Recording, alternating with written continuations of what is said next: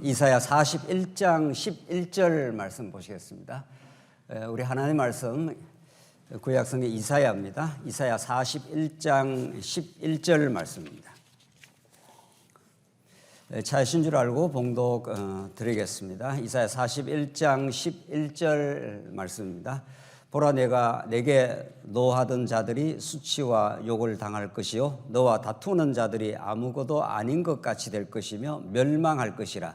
내가 찾아도 너와 싸우던 자를 만나지 못할 것이요 너를 치는 자들은 아무것도 아닌 것 같고 허무한 것 같이 되리니 이는 나 여호와 너의 하나님이 내 오른손을 붙들고 내게 이르기를 두려워하지 말라. 내가 너를 도우리라 할 것임이니라. 13절까지 우선 봉독 드렸습니다. 우리가 지금 상고해 나간 이사야 말씀은 이스라엘 나라가 아브라함 언약에 근거해서 세워진 이후 최대의 위기에 직면하는 역사를 배경으로 하고 있습니다. 북쪽의 아수르가 히스기야 시대 때 완전히 그 성을 포위해서 멸절 직전까지 갔고, 그 후에 100여 년이 더 지나서 바벨론에 의해서 아주 그 나라가 패망하는 역사적 비극을 이 배경으로 하면서 비극을 넘어 넘치는 하나님의 은혜와 하나님의 언약의 신실하심, 하나님의 살아계심과 그 주권, 그런 하나님의 놀라운 하나님의 계시가 이사야에서 터져나오면서 새 시대를 열어가는 새 일을 행하시는 살아계신 하나님에 대한 메시지가 이사야에 잘 나타나 있습니다. 따라서 우리가 이사야서를 이사야서답게 깨달아간다는 것은 우리는 신약의 시대를 살고 있는데, 이사야가 내다봤던 그 참혹한 위기와 비극을 넘어 하나님이 새 역사를 만들어 가시는, 새 일을 행하시는 여호와 하나님의 살아계신과 그 주권이 누구를 향해서 전진하고 있고 누구 안에서 온전히 성취되었느냐. 우리가 믿는 예수 그리스도 안에서, 하나님의 아들 예수 그리스도 안에서 성취되어 우리 인생이 그렇게도 꿈꾸는, 더 궁극적으로 말해서 하나님이 창세전에 디자인하시고 꿈꾸셨던 하나님이 통치하는 나라를 예수 그리스도 한 분을 통해서 이루어 가신다. 그것을 우리는 지금 역사 가운데서 경험하고 있고, 하나님께서 그 나라를 이 땅에 지금 실제로 현재 지금 이루어 가신다. 그리고 마침내 새하늘과 새 땅에서 궁극적으로 영원히 성취해 가실 것이라 하는 이런 메시지가 굉장히 깊이 있게 그 이사야 전편에 흐르고 있고, 그런 이사야 말씀을 우리가 읽고 나서 이제 신약을 볼 때라야 구약의 그 언약의 나라가 이사야를 통해서 어떻게 회복되고 어떻게 예수 그리스도가 이루실 나라를 내다봤느냐 하는 그런 배경을 우리가 이해할 수가 있는 거죠. 구약의 내용을 이해해야 신약이 읽히는 거니까. 자, 오늘 우리가 40장, 우리 지난 시부터 40장, 41장 내용은 드디어 이제 이사야가 내다보는 그 남쪽 유다의 회복의 비전입니다. 다시는 돌아올 수 없을 것 같은, 이제 한번 가장 강력한 강대국이었던 바벨론으로 잡혀갔으니 무슨 수로 그 연약한 이스라엘이 돌아올 수 있겠느냐는 그런 현실적 판단이 있을 수 있는 거죠. 그래서 이스라엘 백성들은 굉장히 이제 그 참혹해합니다. 또 절망합니다. 우리는 돌아올 수 없다는 거죠. 이런 강력한 대국에 의해서 잡혀갔기 때문에 이런 거죠. 그것이 인간의 늘 현실적 판단인데, 그런 현실적 판단을 훨씬 뛰어넘는 거죠. 더 깊은 하나님의 뜻이 계셔서 위로하라 하면서 우리 40장, 우리 지난 시간 이제 그 많은 그 상처를 경험한 남쪽 유다, 그들을 하나님께서 위로하시는 하나님의 손길, 여호와의 길을 예비하라 하면서 다시 그 시온의 대로로 다시 돌아오게 된다. 여호와의 영광이 나타나는 날이 온다. 그래서 모든 육체는 풀이고 그의 아름다움은 들의 꽃과 같으니 푸른 마르고 꽃은 시들지만 이런 거죠. 푸른 마르고 꽃은 시들지만 여호와의 말씀은 영원히 서게 된다. 하나님의 영원한 말씀대로 그 신실한 하나님의 언약대로 이 땅에서 잡혀갔던 것들이 다시 돌아온다 하는 거죠. 이게 신명기 예언인 거죠. 너희들이 하늘 끝까지 다 한번 흩어지게 될 것이다. 너희들의 죄악 때문에. 그러나 너희들을 다시 회복시키는 하나님의 기이하고 놀라운 하나님의 언약적 신실함이 있다. 이렇게 이미 모세를 통해서 이미 예언이 된 거죠. 언약적 예언이 된 대로 그 언약의 근거를 따라서 하나님이 살아계시고 하나님이 신실하셔서 이제 돌아온다.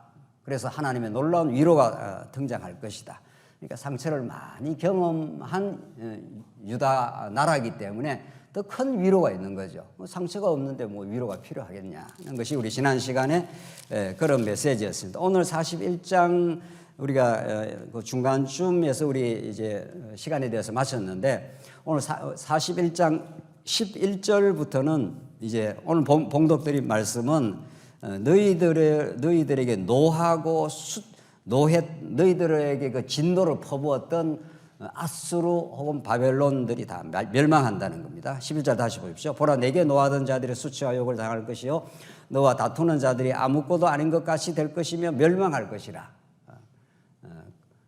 망하지 않을 것 같은 아수르는 이미 망했고 바벨론 같은 나라도 장차 망하게 된다. 12절 내가 찾아도 너와 싸우던 자를 만나지 못할 것이요 너를 치는 자들은 아무것도 아닌 것 같고 허무한 것 같이 되리니.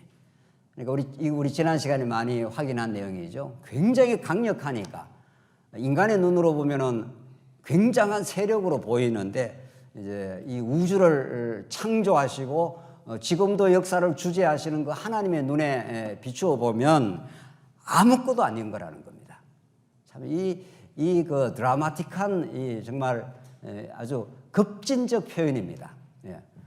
우리 인간의 생각을 훨씬 뛰어넘는 아주 대단한 힘이다, 안 망할 것 같아 이렇게 사람들이 염려하고 걱정하는 그 염려를 일거에 해소를 시켜버리는 거죠. 하나님이 등장하시면 70년 동안 하나님 침묵하시고 하나님 역사의 전면에서 이제 후퇴하신 것처럼 보인 거죠.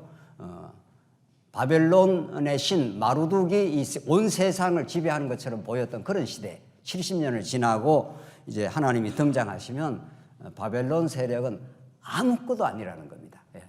이런 그 역사 해석은 정말 이사야 같은 광활한 하나님의 의전에서 그 말씀을 받아가지고 이 땅에 내리꽂는 이런 그 이사야가 아니면은 할 수 없는 예언인 거죠. 아무것도 아니라는 겁니다. 그 강력하게 보이는 것이 더 심지어 허무한 것 같이 된다. 무라는 겁니다. 없는 거라는 겁니다. 하나님의 존재에서는 없는 것처럼 취급을 해버린다는 거죠. 사람이 볼 때는 대단한 세력으로 등장했던 바벨론이 오늘 이사야의 표현에 따르면 허무한 것이라. 13절 이는 나 여호와 너의 하나님이 내 오른손을 붙들고 내게 이르기를 두려워하지 말라. 내가 너를 도우리라. 이거 정말 대단한 그 언약입니다. 하나님이 우주를 창조하시고 지금 언약대로 역사를 이루어 가신 하나님이 내 오른손을 붙들고, 이 붙들고라는 말이 얼마나 이게 강렬한 그 어조를 갖고 있습니까? 붙들고 있기 때문에 내가 과정에서는 이렇게 흔들려도 그 붙드신 분이 딱 강력하면, 신실하다면 든든한 거죠. 부모가 자식을 뒤에서 딱 붙들고 있으면은 자식이 뭐 좀 흔들려도 괜찮아. 너 뭐 집에 다시 돌아와. 뭐 이렇게 그 뒤에서 받쳐주고 있는 거죠. 그런 것처럼 여호와 하나님이 붙들고 있기 때문에 두려워하지 말라는 거죠. 그냥 뭐 생짜배기로 두려워하지 말라 하는 게 아니라는 거죠. 너의 그 뒷배가 돼주겠다. 네가 언제나 사업 실패하고 흔들리면 다시 돌아오면 된다. 그럼 다시 시작하면 돼. 뭐 이런 메시지인 거죠. 그러니까 우리가 여호와 하나님을 아는 지식이 그렇게도 중요한 것은 그분이 도대체 얼마나 능력이 많으시고 그분은 우리의 행위 조건하고 상관없이 언약에 얼마나 신실하시고 그분은 자기 아들을 십자가에 내어주기까지 우리를 얼마나 사랑하시는가 하는 그런 하나님에 대한 지식. 이건 이제 제대로 된 지식입니다. 이론적 지식에 머무는 게 아니라 이게 정말 실존적이고 생명적 지식을 우리가 자꾸 알기를 원하는 것. 그러니까 호세아가 여호와를 알라, 여호와를 알라. 그것이 너희의 생명이다. 여호와 하나님 아는 것이 인생의 가치와 의미, 고난의 시기를 거쳐갈 때 가장 위로부터 부어지는 하나님의 위로와 새 힘, 이런 것들은 여호와 하나님이 어떤 분인가를 알 때 생긴다는 거죠. 인간이 가장 절망의 터널을 지날 때에도 그게 절망 아니야. 하나님이 그 강력한 바벨론은 없다고 처리해 주겠다, 이런 거죠. 바벨론 때문에 너희들이 나라가 완전히 망했고 완전히 회파되었고 초토화되었고 너희 나라가 아주 거들났는데 내가 바벨론을 처리해주고 다시 극적 귀환을 해주겠다. 나는 여호와다. 내가 너를 도우리라. 이렇게 했지 않습니까? 내가 산을 향하여 눈을 들리라. 나의 도움이 어디서 올꼬. 이렇게 시편 기자가 노래하지 않습니까? 우리의 도움이 부모에게 오느냐, 친구에게 오느냐, 내가 의지할 만한 어떤 사업가, 내 잘 아는 사람에게 오느냐, 이런 거죠. 우리의 진짜 도움, 영원한 도움, 영원히 망하지 않는 도움. 이게 오늘 이사야가 말한 내가 너를 도우리라, 이런 거죠. 내가 여호와 하나님이, 살아계신 하나님이 너를 도와주면 너는 반드시 귀환한다. 그래서 오늘 지금 이 귀환, 돌아옴의 싸매심의 맥락에서 지금 여호와를 지금 설명하고 있는 중이죠. 14절, 버러지 같은 너 야곱아. 참, 이 표현이 아주 대단합니다. 버러지 같은 겁니다. 이게 옛날 지난 그 개혁 성경에서는 뭐라고 되어 있죠? 기억나십니까? 지렁이 같은 야곱아 이렇게 되어 있습니다. 거의 비슷합니다. 유충, 지렁이 혹은 버러지, 번역이 여러 표현으로 되는데 지렁이 같은 야곱아가 더 우리한테 아주 자극적으로 들립니다. 지렁이 혹은 버러지 똑같습니다. 조금 읽고 이걸 해석을 해보죠. 도대체 야곱 혹은 이스라엘이 어떤 존재가 되어버렸냐, 이런 뜻입니다. 버러지 같은 너 야곱아, 너희 이스라엘 사람들아 두려워하지 말라. 자, 여기 얼마나 그 대비가 됩니까? 버러지, 지렁이 하는 것은 이제 바벨론의 그 폭압적인 그 침탈과 그 지배 아래에서 남쪽 유다는 위축될 대로 위축되어 있습니다. 그 강력한 세력이 이제 압제를 하기 때문에 우리나라가 일제에 강한 그 손이 딱 압제를 하면은 우리나라 백성들이 이게 활기차게 걷지를 못하죠. 늘 눈치를 봐야 돼. 순사가 언제 나타날까? 잡히면 죽어. 뭐 이런 거죠. 그렇게 그 하나님께서 남쪽 유다를 버러지처럼, 버러지라는 그 상징이 무력함 이런 뜻입니다. 그 땅에 지렁이가 아무것도 못하지 않습니까? 땅에 그냥 뒹굴고 있고 아무런 그 창조적인 일을 못합니다. 어떤 새로운 뭐 기획을 한다든가 새로운 역사를 만들어낸다든가 뭘 이렇게 의미 있는 일을 못합니다. 버러지는 그냥 땅에서 뒹굴뒹굴 아무 어떤 일을 해낼 수 없는 그런 무력한 존재가 된 거죠. 그런데 오늘 본문은 두려워하지 말라. 가장 연약하고 무력한 그 지렁이 같은 그런 존재가 됐는데, 그러니까 두려움에 그 엄습되어 있는 거죠. 우리 언제나 이게 강력한 바벨론에 의해서 죽을지도 모른다. 잡히면 또 죽는다. 말 안 들으면 또 매질당한다. 뭐 이런 거 아닙니까? 그러니까 위축되고 왜소하게 되어 있습니다. 아무것도 이렇게 할 수가 없는 그런 지경이 되어 있는 거죠. 하나님이 그렇게 하신다는 겁니다. 이스라엘의 원래 이름이 야곱이니까 이스라엘이라는 건 하나님이 통치하신다, 하나님의 승리가 있다, 이런 게 이스라엘이라는 뜻이 그렇습니다. 그런데 뭐 하나님의 승리는 고사하고 완전히 바벨론에 지금 잡혀가가지고 나라의 정체성을 다 잃어버리고 여호와 하나님에 대해서는 까마득하게 잃어버릴 뿐 아니라 우상신, 이제 그 바벨론 그 신이 마루둑이라고 하는데 그 신전이 막 어마어마하다는 겁니다. 이게 뭐 저기 그 예루살렘 성전하고는 비교가 안 될 정도의, 우리가 쉽게 말하면은 우리나라 경복궁입니까? 뭐 우리나라 여기 왕이 있었던 뭐 조그만 하잖아요. 그런데 저기 중국 가면은 자금성 이런 거 보면은 막 어마어마하잖아요. 어마어마. 그러니까 우리나라 사신들이 중국의 자금성에 가면은 막 완전히 그 납작 엎드릴 수밖에 없다는 거죠. 너무 성이 크니까, 대국이니까. 뭐 그런 거 비슷한 거죠. 그런 거 비슷한 거죠. 그러니까 바벨론에 의해서 압제를 당하고 침략을 당하고 거들나고 초토화되고 그 땅이 황폐하게 되어서 대부분이 잡혀갔습니다. 예, 대부분이 짐승 끌려가듯이 끌려갔습니다. 얼마나 그 강팍한 나라인지 모릅니다. 아수르도 그렇고 바벨론도 그렇습니다. 그런 나라이기 때문에 두려움에 사로잡혀 살 수밖에 없는, 그러니까 지렁이 같은, 버러지 같은 인생. 그게 무슨 지렁이 같은이라는 것이 그 혐오적인 발언이 아닙니다. 혐오적인 발언하고는 뉘앙스가 다른데 아무 일도 해낼 수 없는 연약한 무력한 존재로 하나님 만들었다, 이런 뜻입니다. 조금 더 읽고, 나 여호와가 말하는 내가 너를 도울 것이라. 자, 이제 이 버러지 같은 아무것도 할 수 없는 왜소하게 되어버리고 위축된 그들로 하여금 하나님이 도우시면 어떤 일이 일어나느냐는 거죠.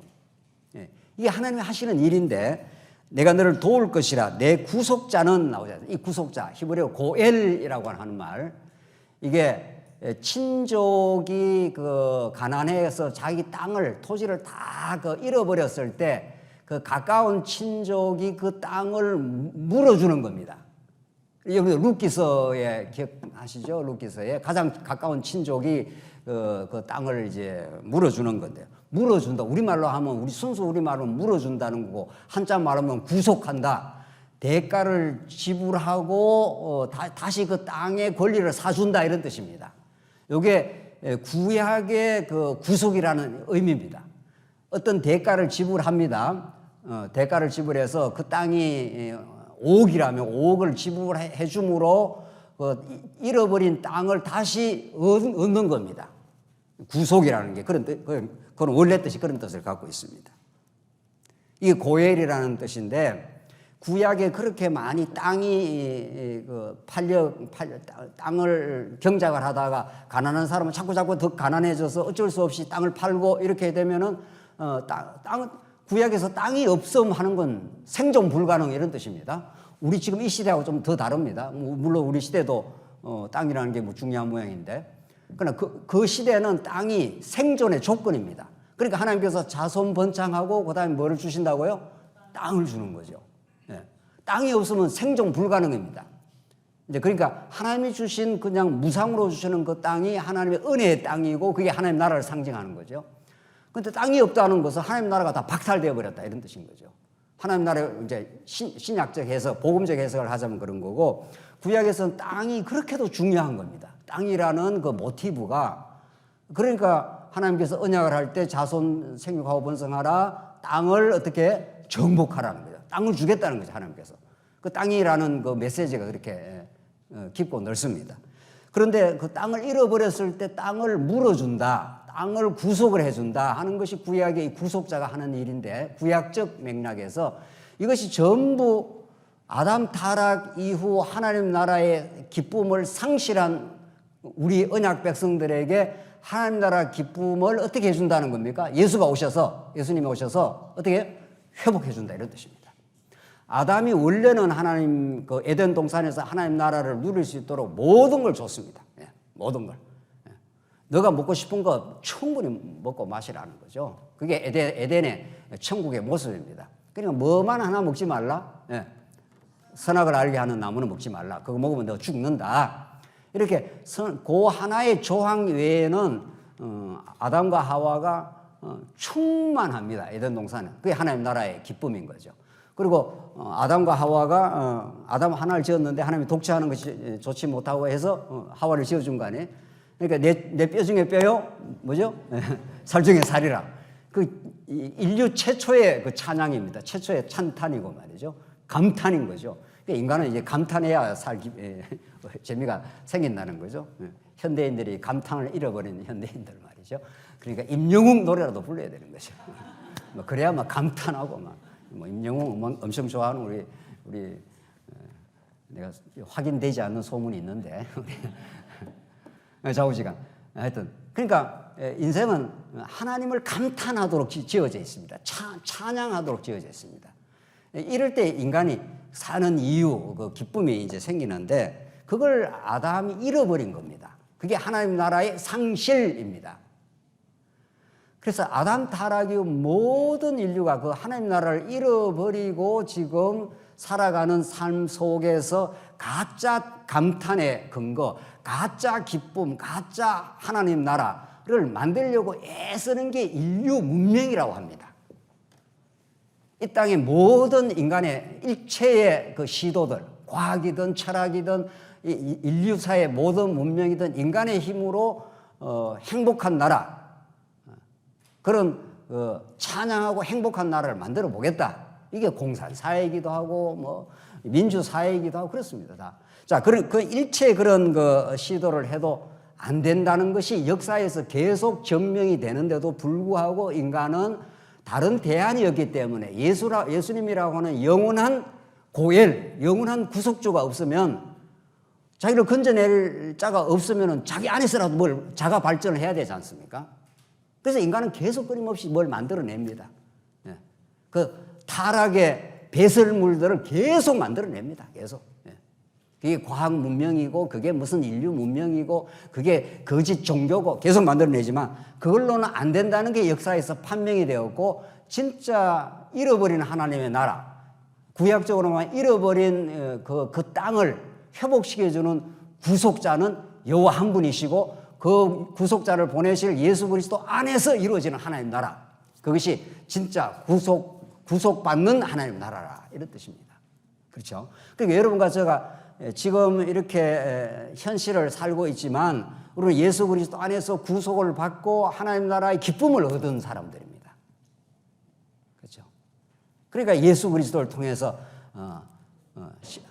에베소서에서 에베소 시작 자체가 어떻게 시작됩니까? 찬송하리로다. 하늘에 속한 신령한 복을 주셨으니 우리 하나님을 찬송하자. 이렇게 에베소서가 옥중에서 옥 밖에 있는 성도들한테 내가 힘들어 죽겠다, 나로 와서 좀 사식이라도 넣어주고 좀 날 위로해달라, 이렇게 시작이 되고 있지 않습니다. 이게 거꾸로 된 세상이에요. 제일 비참하고 어려운 지경에 있는 옥중에 있는 사람이 우리 찬송하자. 왜냐하면 찬송할 근거가 있다. 옥중에 있든지 옥 밖이든지 그런 현실적 조건하고 상관없이 하나님이 이루어내신, 삼위 하나님이 이루어내신 언약적 그 나라가 있다, 이런 뜻인 거죠. 그 언약적 나라는 우리 사람의 육신의 눈에는 안 보이지만 그 하나님 나라의 동선이 지금 생생하게 지금 살아 움직이고 있다. 그게 바울의 눈에는 보이는 거죠. 그러나 그 시대 사람 눈에는 안 보이는 거죠. 이 보인다 안 보인다는 주제가 이사야에 계속 나옵니다. 이제 맹인이냐 눈을 떴느냐, 이 주제가 이사야의 큰 주제 중에 하나인데, 자, 하여튼 이 구속자라는 게 그런 뜻입니다. 구속이라는 메시지가 그렇게 중요합니다. 구속이라면 하나님의 언약을 이루는 방법이 인간을 죄악 가운데 가두시고 구속자를 보내서 일하시겠다, 이런 뜻인 거죠. 그래야 하나님의 은혜의 영광을 찬송합니다. 왜냐하면 하나님은 영원히 찬송받을 대상인데 그 좋은 에덴 동산에서는 그걸 좋은 줄 모릅니다. 그러니까 선악과를 따먹는 건 하나님의 작정이 됩니다. 작정대로 된 겁니다. 따먹고 한번 나갔다가 구속주의 그 활동을 통해서 다시 에덴의 기쁨을 회복할 때라야 탕자가 나가서 돌아와서 아버지, 그들의 그 죄악을 깊이 깨닫고 돌아와서 하나님을, 아버지를 만날 때 아버지는 변한 게 하나도 없는 거죠. 아버지는 변한 게 하나도 없는데 이 자식이 한번 망가졌다가 돌아와서 아버지의 사랑을 재발견을 한 겁니다. 오늘 구속이라는 게 그런 의미를 갖고 있습니다. 이 구속자라는 게 우리가 전날에 이 구속의 메시지를 많이 탈락을 시키고 많이 강과를 했기 때문에 언약 성취에 그 견고한 뼈대가 있었음에도 불구하고 이 구속을 통해서라야 은혜의 감격이 솟구친다고요. 이게 이제 십자가를 통해서 이루어지는 하나님 나라고, 그게 언약의 성취고, 이게 여호와의 살아계심인데 말이죠. 그걸 구속을 빼버리는 순간, 그걸 많이 탈락시키는 만큼 언약 성취의 이 견고한 틀이 가지고 있는 그 복음적 의미가 아주 약화가 되는 거죠. 이게 깊이 이제 생각을 하고 우리 앞으로 또 공부를 할 이유가 있습니다. 그리고 구속자는 이스라엘의 하나님이니라. 그런데 이제 이 버러지 같은 야곱이 하나님의 언약대로 그대로 이루십니다. 이루시는 과정에 야곱을 버러지 같은 야곱을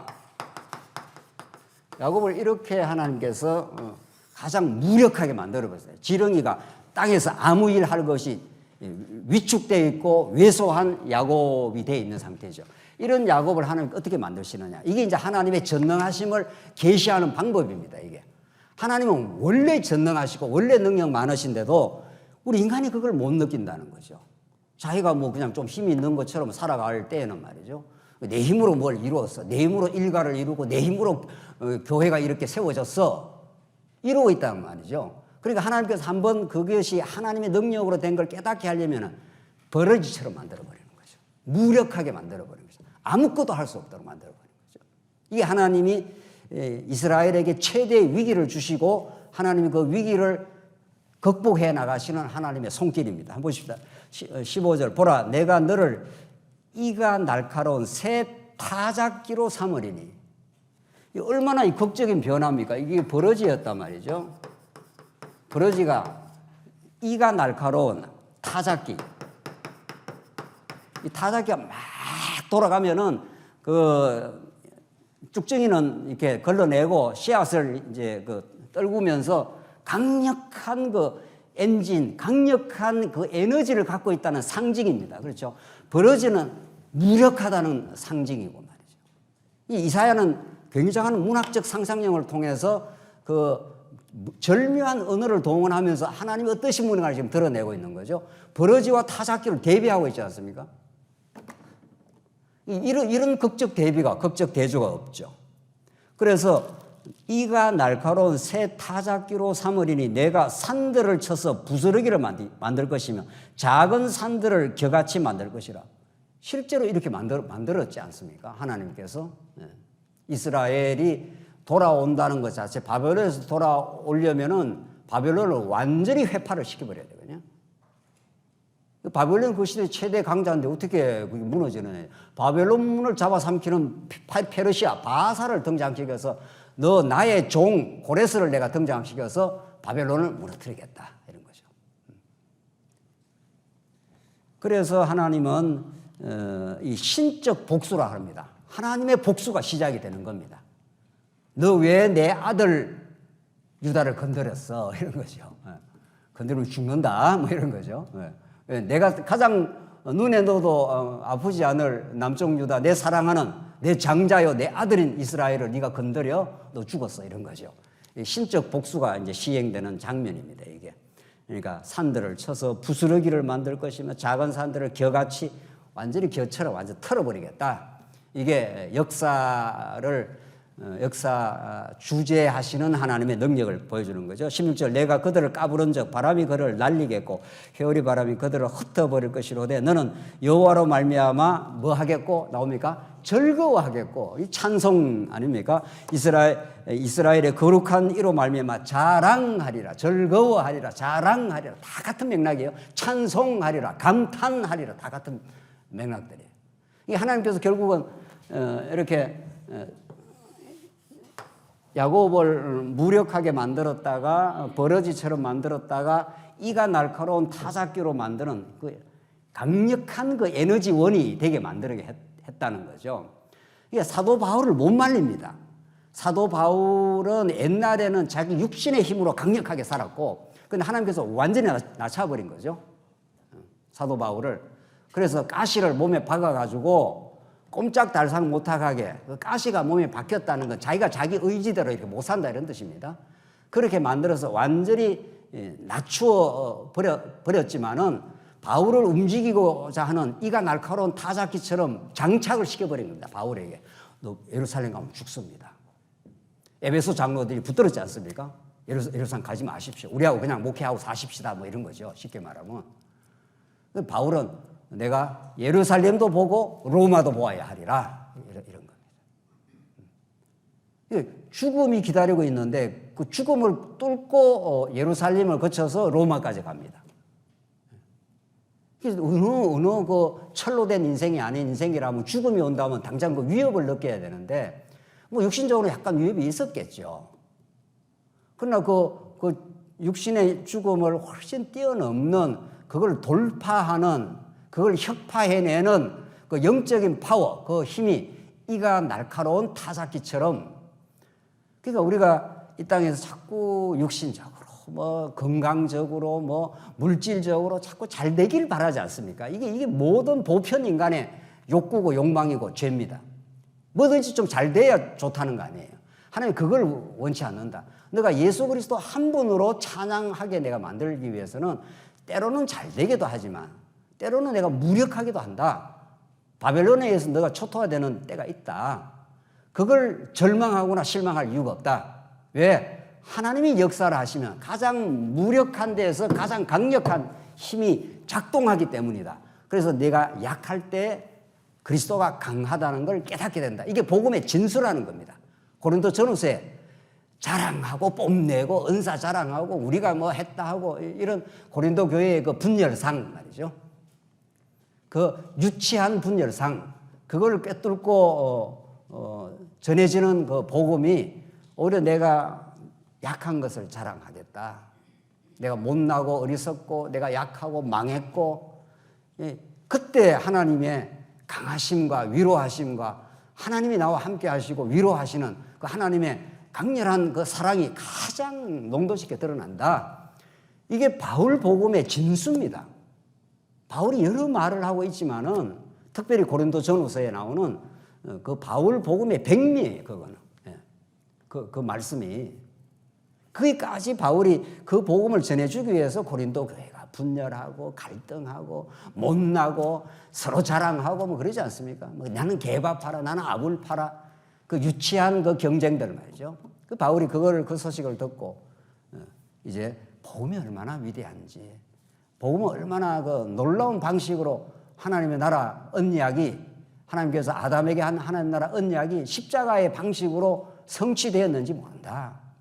그걸 알게 되면은 너무도 크고 위대하신 하나님의 능력이 십자가를 관통하여 하나님 나라를 이루기 때문에 우리를 자랑할 수가 없다. 오늘 본문의 말씀이 너는 여호와로 말미암아 즐거워하겠고 이스라엘의 거룩한 이로 말미암아 뭐라고 했습니까? 자랑하리라. 이게 사도 바울이 내가 십자가만 자랑하겠다는 거하고 정확하게 일맥상통합니다. 뭐 조금 뭘 해놓으면 우리 자랑하느라고 우리는 못 견디지 않습니까? 아주 못 견뎌요, 못 견뎌. 자랑하고 싶어서. 그걸 어떻게 우리가 부정하겠어요? 우리 인간 자체가 그렇게 돼 있는데, 인간 자체가 예수를 떠나 아담이 타락한 이후 하나님과 같이 되고자 하기 때문에, 그러니까 그런 그 속에는 참된 기쁨이 없는 거죠. 참된 기쁨이 없고 다른 사람을 굉장히 거북스럽게 만듭니다. 그렇게 되면. 쟤는 뭐가 잘나서 저렇게 자랑할 게 많아. 당장 거북해져요. 자, 하여튼 중요한 거는 그걸 억지로 안 하려고 해서 겸손하게 하려고 해서 되는 것도 아닙니다. 오히려 겸손 떠는 게 더 자랑이에요. 따지고 보면. 하여튼 그거 못 말리는 거고, 더 제대로 오늘 복음을 제대로 정통으로 깨닫는 여호와로 말미암아 즐거워. 여호와로 말미암아 여호와 하나님이 얼마나 우리를 향한 깊으신 사랑이 있었는가. 우리를 무력하게 해놓은 것 같지만은 이가 날카로운 타작기를 만들어서 정말 이렇게 힘있게 살게 하셨는가. 그 하나님의 은혜, 하나님의 사랑, 그 하나님의 강권적인 주권, 그것이 우리와 함께 하고 계신다. 이렇게 될 때 우리는 우리의 삶 속에, 우리의 교회 속에 참담한 일을 거친 것들에 대한 의미 부여가 되는 거죠. 거기에서 자학을 한다든가 자책을 한다든가 또 얼치기 자랑을 한다든가 이런 속에 그런 죄악의 군상에서 벗어나고 하나님 안에서 기쁨을 얻고 온전한 회복을 우리가 누리게 되는 거죠. 17절 가련하고 가난한 자가 물을 구하되 물이 없어서 갈증으로 그들의 혀가 마를 때 나 여호와가 그들에게 응답하겠고 나 이스라엘의 하나님이 그들을 버리지 아니할 것이라. 여기 17절부터 20절까지 이 단락은 이제 하나님 나라가 회복되는, 이제 구약으로 말하면 남쪽 유다가 회복되는 그 모습을 그려주는데, 그 모습이 마른 땅이 샘 권원이 된다는 겁니다. 핵심은 요 단락 17절로 20절에 이거 우리 지난 시간에 우리 여호수아 공부할 때 그 땅을 분배해 주는 사건 통해서 악사가 뭐를 구했죠? 온니엘 그 악사가 복을 구하면서 샘물을 구했죠. 정확하게 같은 맥락이에요, 지금. 그러니까 성경은 하나님 나라의 메시지를 계속해서 하나님 나라가 회복된다. 너희들은 이제 바벨론 포로에서 돌아온다 할 때 바벨론 포로에서 돌아오게 되면 뭐를 느끼게 되느냐는 거죠. 뭐를. 바벨론 포로에 잡혀간 상태를 갈증으로 보는 겁니다. 지금 이사야서는. 그리고 바벨론 포로에서 돌아오는 것을 갈증이 해갈되는 샘물을 만나게 된다. 이런 뜻입니다. 그래서 이 갈증은 인간의 근원적인 욕구입니다. 원초적 욕구입니다. 우리 하나님이 우리를 타락한 이후에 육체로 만들어 놨지 않습니까? 육체도 굉장히 소중합니다. 물론 이게 죄의 도구이기도 하지만 하나님께서 육체로 이렇게 우리가 7, 80년 평생을 이렇게 살아가면서 우리가 어떤 느끼는 욕구라는 게 있습니다. 식욕, 성욕, 이 갈증에 대한 욕구 뭐 이런 게 있습니다. 그런 것도 다 하나님의 계시적 의미를 갖고 있습니다. 우리 이 땅에 우리에게 주어진 일반 계시적인 모든 우리의 삶의 욕구는 복음에 붙들리지 않으면 그게 죄의 도구가 되지만은 복음에 붙들리면 복음을 깨닫는 중요한 도구가 됩니다. 그런 의미에서 우리가 늘 이제 통합학문을 이야기해 온 거죠. 특별계시 성경이 가장 중요하고 이게 기본이고 우리의 삶 속에 일어나는 모든 일들, 모든 우리의 육체적 삶들도 그게 하나님의 메시지가 다 들어있는데 그중에 강렬한 욕구가 갈증입니다. 오늘 본문 한번 보십시오. 17절 가련하고 가난한 자가 이 가난한 자 하는 거 성경에서 가난한 자는 경제적 개념이 아니라고 제가 누차 강조했습니다. 영적 개념입니다. 하나님을 떠난 상태 이게 가난함. 그러니까 심령이 뭐라고 했죠? 가난한 자는 뭐가 있다고요? 복이 있나니. 그러니까 영적으로 가난한 건 굉장히 좋은 겁니다. 여러분과 제가 오늘 이 자리에 왜 나왔습니까? 영적으로 가난하기 때문입니다. 영적으로 부유한 사람 안 나옵니다. 뭔데 말씀 들어 말씀 듣기는 그냥 내 힘으로 살아버리지. 이러면 이제 그 영적으로 비대해진 상태입니다. 뒤뚱뒤뚱. 그게 가장 불행한 상태입니다. 예수 믿는 사람 치고는. 그런데 가련하고 가난한 자 하는 걸 영적으로 하나님 나는 말씀이 없으면 못 살겠습니다. 이런 상태입니다. 그런 자가 물을 구한다는 겁니다. 그러니까 이 진리를 구하는 것을 구약 성경은 샘물로 표현을 하는 겁니다. 물로 표현을 하고 있습니다. 물을 구하되 물이 없어서 뭐라고 했습니까? 갈증으로 그들의 혀가 어떻게 됐다고요?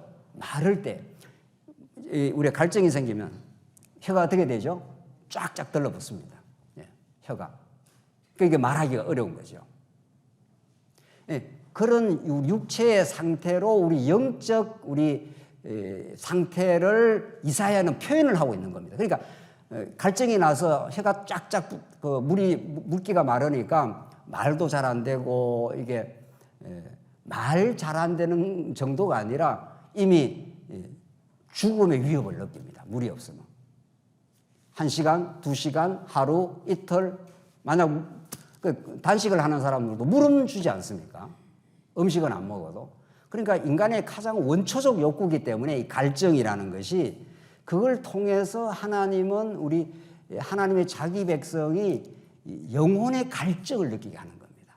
그래서 하나님의 말씀을 듣도록 그렇게 하시는 거죠.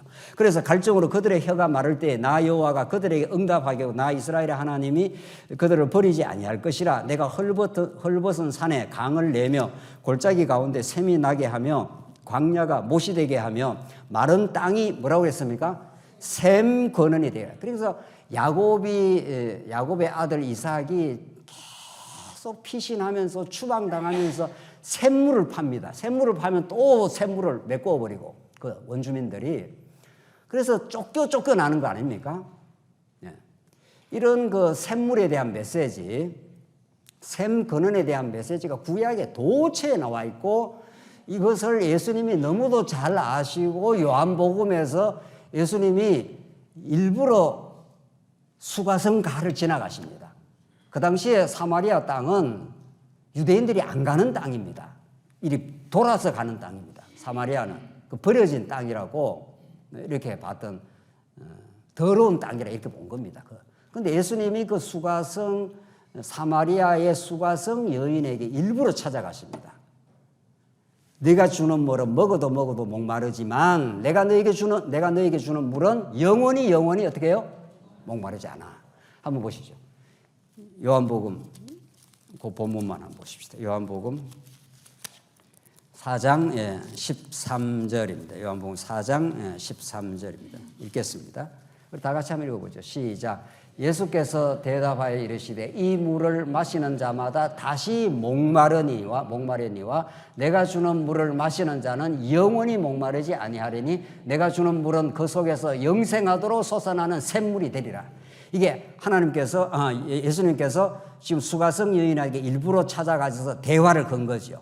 이 수가성 여인이 굉장히 예수님을 이렇게 소위 말해서 이렇게 많이 배척을 합니다. 당신이 뭔데 여기 와서 우리 조상들은 그렇습니다, 어쩌습니다 하면서 예수님한테 많이 튕겼습니다. 예수님이 그 여인의 내면의 영혼의 목마름을 읽어냈습니다. 예수님이 정확하게 읽어냅니다. 그 수가성 여인은 이 땅에 존재하는 모든 언약 백성들의 영혼의 목마름을 상징하고 있습니다. 어떤 것을 이루어내도 이 땅에서 어떤 것을 성취해도 인생은 생수의 근원 되시는 영원히 목마르지 않는 영생의 말씀에 접촉하지 않는 한 참된 즐거움, 참된 기쁨이 없는 거죠. 예수님 그걸 정확하게 읽어낸 겁니다. 너 남편 5이야. 남편 5 되도록 얼마나 자기가 바꿔치기 하면서 행복을 구가를 했습니다.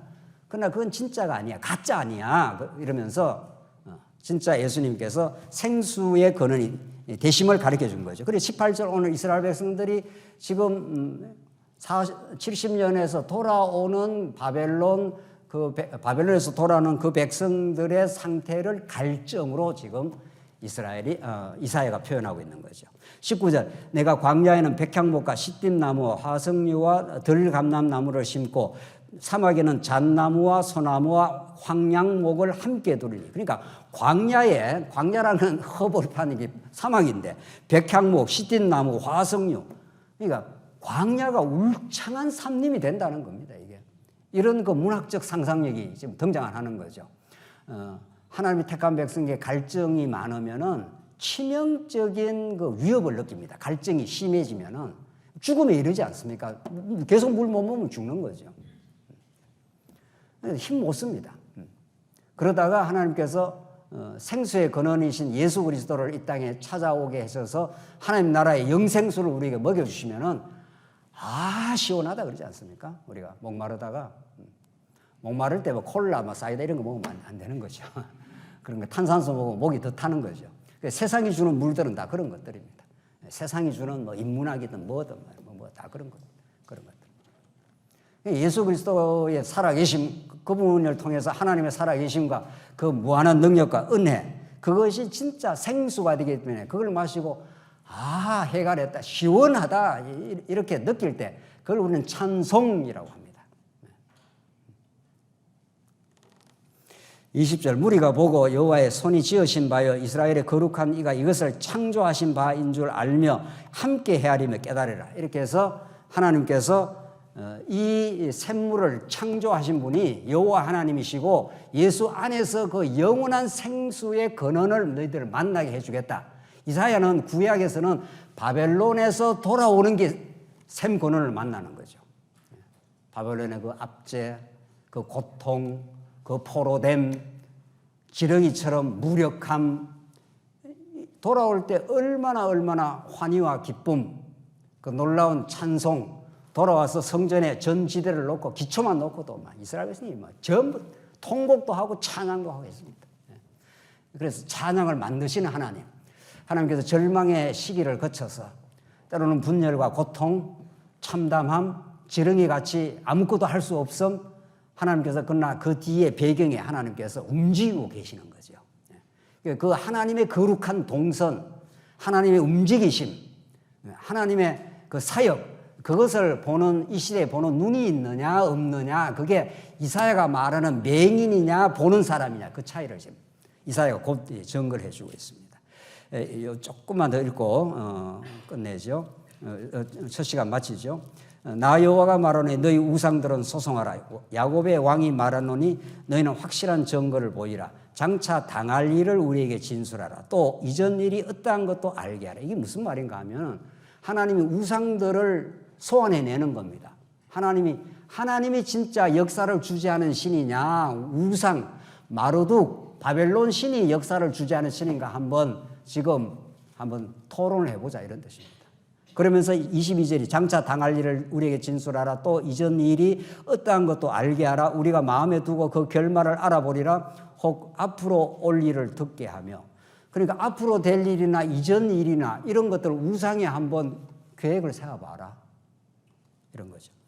23절 뒤에 올 일을 알게 하라. 그리하면 너희의 신들인 줄을 우리가 알리라. 또 복을 내리든지 재난을 내리든지 하라. 우리가 함께 보고 놀라리라. 그 우상이 복을 내릴 수도 있고 저주를 할 수 있는지 한번 시험해봐. 여호와 하나님 한 분만이 복을 주장하기도 하고 재난을 주기도 한다. 너희들 바벨론에서 다 재난을 겪고 나라가 다 망하기도 하지만 다시 아브라함에게 주신 언약을 기억하여 모세에게 한번 땅끝까지 흩어졌다가 돌아오게 한다는 모세 언약에 근거해서 너희들 돌아오게 한다. 내가 복을 준다. 복과 저주를 누가 지고 있다? 여호와 하나님의 한 손에 검을 쥐고 계신다. 그러니까 역사는 역사 이전과 역사 이후 태초로부터 종말까지 이 역사를 주재하시는 분은 여호와 하나님 한 분밖에 없다. 그 말이죠. 너희 역사도 지금 망한 역사가 아니다. 반드시 지금 바벨론에서 돌아온다. 돌아와서 성전 짓고 여호와 하나님을 찬송하게 된다. 그런 거죠. 우상은 아무것도 아니다. 그러면서 25절에 내가 한 사람을 일으켜 하는 게 이제 고랬습니다. 북방에서 오게 하며 내 이름을 부르는 자를 해 돋는 곳에서 오게 하였나니 그가 이르러 고관들을 석회같이 토기장이가 진흙을 밟음같이 하려니 이 고레스가 와서 바벨론을 아주 짓밟아 버린다 이런 거죠. 그래서 29절로 가봅시다. 29절 보라 그들은 다 헛되며 그들의 행사는 허무하며 그들이 부어 만든 우상들은 바람이요 공허한 것이라. 아무 힘없다. 바벨론 신 마르둑 내가 여호와고 내가 역사를 주재한다.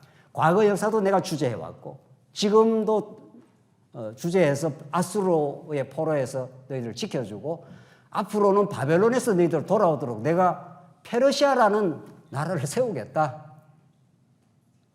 내가 예수를 보내어서 이 땅에 하나님 나라를 내가 건설하겠다. 나 여호와다 이런 뜻입니다. 이 진짜 여호와 하나님만이 참 신이시다. 살아계신 신이다. 두려워하지 마라. 이게 오늘 41장에서 지금 앞으로 잡혀갈 이사야 입장에서는 잡혀갈 겁니다. 앞으로 70년 포로를 거쳐서 버러지 같은 바닥을 치지만은 이가 날카로운 타작기에 강력한 힘을 하나님께서 공급해 주시고 하나님 살아계심을 믿고 하나님 전능자십니다. 우리를 이렇게 사랑하셨습니다. 이렇게 예수를 십자가에 못 박아서 우리를 사랑하셨습니다. 이런 여호와 하나님 한 분 안에서 살게 하시려고 지금 이사야를 기록하고 있는 겁니다. 우리가 지금 이런 이사야서를 읽고 있는 겁니다. 이런 이사야서를 얼마나 우리의 삶 속에 때로는 절망 같은 시간들, 긴 터널들, 아직도 해결되지 않는 과제들 염려할 거 없다는 겁니다. 자꾸 그 현실을 보고 이래야 됩니까? 저래야 됩니까? 저한테 많이 묻습니다. 목사님 이래야 됩니까? 저래야 됩니까? 저한테 묻지 말고 하나님께 기도를 해 보십시오. 하나님이 다 필요해서 이런 일 주시고 필요해서 이런 어려운 과제도 주시고 하나님이 지금 움직이고 계십니다. 뒤에. 하나님은 안 보고 목사님 이래야 됩니까? 저래야 됩니까? 그러니까 뭐라고 그래서 있어요? 하나님 안에 다 답이 있는데 말이죠. 목사가 뭐 점쟁인가요? 이렇게 될지 저렇게 될지 어떻게 알아요? 참 정말 재미있는 사건이 많습니다. 아주 재미있는 사건이 많은 거죠. 조금 쉬었다 하시죠.